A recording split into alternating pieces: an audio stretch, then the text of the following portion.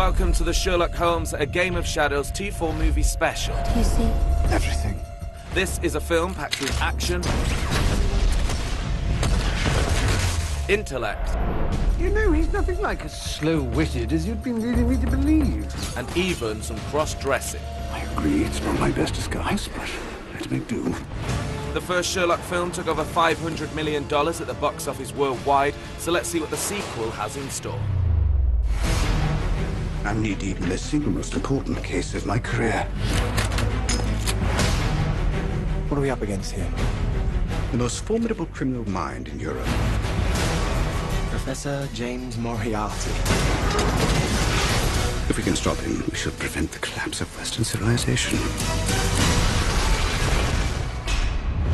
Okay, so here we are at the world-famous Elstree Studios, home to many of the greats. They've all been made here. Star Wars, Indiana Jones, Dancing on Ice, like I said, all the greats. We're actually going to have a look behind the scenes of the film of Sherlock Holmes, the sequel, meet some of the cast and crew, and have a look at the sets.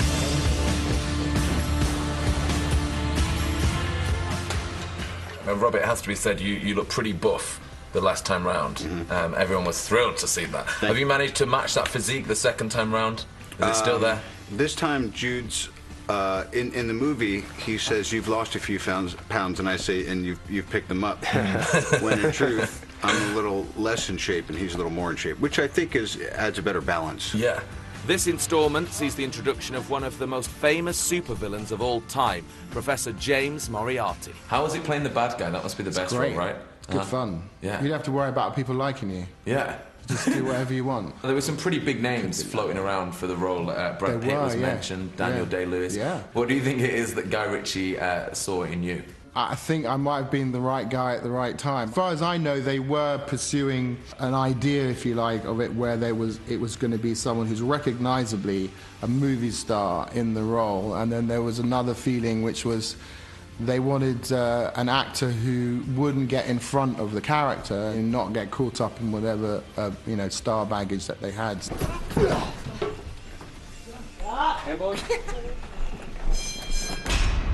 Last time I saw you was on the set of the film. I'm hiding. You were just about to finish the movie. I remember. And how would you describe the ride this time around? I tell you what was lovely was that as a whole team, there was none of this awkward sort of introducing, getting used to each other. We absolutely hit the ground running. I think primarily with introducing this kind of third wheel with Numi playing Simza, and then of course with Jared Harrison, Moriarty. These are huge, important things. You're drinking embalming fluid. Yes. Care for a drop? You do seem Excited. manic. I am. Verging on Ecstatic. psychotic. People, of course, know you from The Girl with the Dragon Tattoo, but this, I was surprised to find, was your first English film role. Yeah. How was that, to do this? Oh, it was terrifying, Really? Yeah, because I didn't really speak English like 3 years ago, so it was a big step for me. And I was afraid that I was going to be caught up in this language thing, because I want to be able to improvise and to feel free and to ad-lib. And I know that Robert and, Jude, they work in a very exploring, searching, loose way. But I don't know, I forgot that I was nervous after a couple of days. In the film, Robert, Jude, and Guy, actually, have all got a friendship. They've got a bond going on in real life. How has it been, like, the only girl on set for most of those scenes? I kind of forgot that I was a girl. I was more and more one of the boys. But I don't know, I like hanging out with boys, and I've always been doing a lot of martial art, when I was younger, and, I did a lot for The Girl with the Dragon Tattoo, so I got used to hanging with boys. Where are the wagons? The wagon is too slow. Can't you ride? It's not that he can't ride. How is it you put it home? They're dangerous at both ends and crafty in the middle. Why would I want anything with a mind of its own, bobbing about between my legs? Then I shall require a bicycle, thank you very much. It's 1891. Could have chartered a balloon. How can we make this more manageable?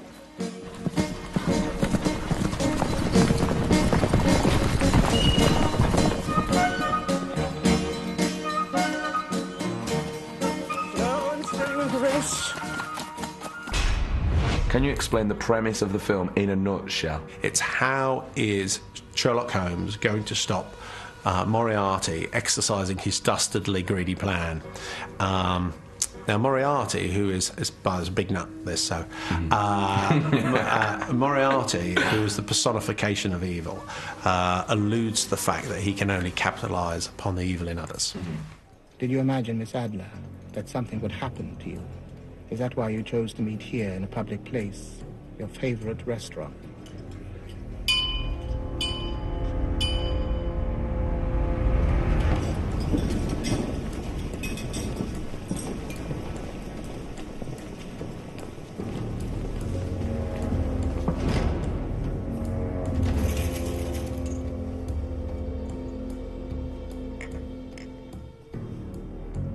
I don't blame you.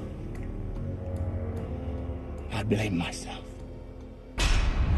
Hello, Stephen. Hello. Welcome to T4. Always a pleasure. And in the film you play Sherlock's brother, Mycroft. Holmes. Tell us about that character, please. Well, it's one of the most extraordinary things when you read the Sherlock Holmes books, as I did when I was a boy. Somewhere through the stories, and you get this character Sherlock Holmes who suddenly announces quite calmly to Watson that he has a brother, and Watson goes, "Really?"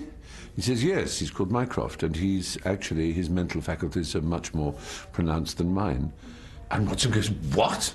Your brother is cleverer than you? And Sherlock says, yes, he is. Yeah, and he has one disadvantage, which is that he is phenomenally lazy. Evening, Shirley. Well, I see your bootmaker is ill, dear brother.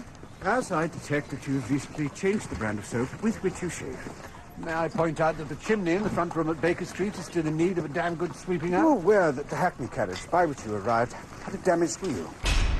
Correct me if I'm wrong, I heard this vicious rumour that when you were on set, like, producers were checking facts with you. Like, did that actually happen? Well, occasionally, yes, because, I mean, since I was a little boy, I was a member of the Sherlock Holmes Society of London, and I really did know the books off by heart. And sometimes, you know, there are little details. Your hedge needs trimming.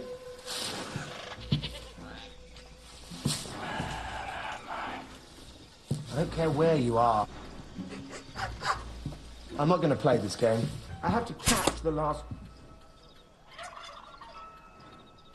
train. Oh, that's you dead, I'm afraid. You win. I lose. Game over. Jude, you're torn between your wife and Holmes in this movie. It's kind of romance versus bromance. Was that a tough decision for Watson? He doesn't like it when people say bromance. Go ahead. What? Bromance? Don't say again. Don't say again. Bromance. That's the dilemma Watson lives in. His sensible half is saying, go home, be a husband, be a doctor, and keep life sane and normal. But his heart is with this friend and also with this life of adventure. Are you happy? What? At this moment, are you as happy as you would be on your honeymoon in Brighton? I'm not going to grace that question with an answer. Are you happy? Are we here for another reason? I think we are. And at the start of the film, Sherlock meets Sim, who gives you a tarot card reading. So we thought we'd do our own T4 tarot card readings here. So Jude, you point to a card first, and there will be your future.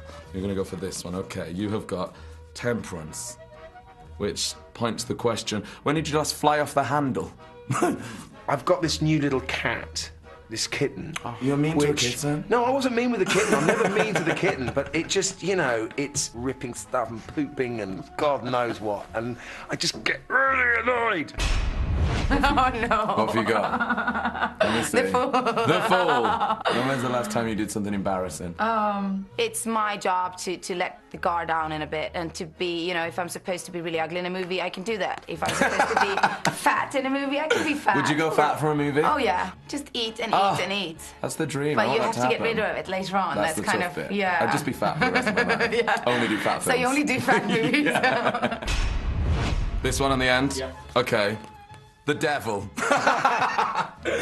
When were you last naughty, Robert, is the question. The missus told me to keep my trap shut about the sex and name of our coming child, and I was on a TV show, and I had poor impulse control, and they said, hey, you having a boy or a girl? I was like, boy! Whoops! You got strength. Oh, good. So strength, it's, the question is, who has the bigger guns, me or you? That's the question. I have 0. I've got bigger bingo wings, I suspect. We've uncovered the secrets behind the film. You know my methods. Shall we get to work? And so concludes the Sherlock Holmes A Game of Shadows T4 movie special. Your clock is ticking. Do trust me. No.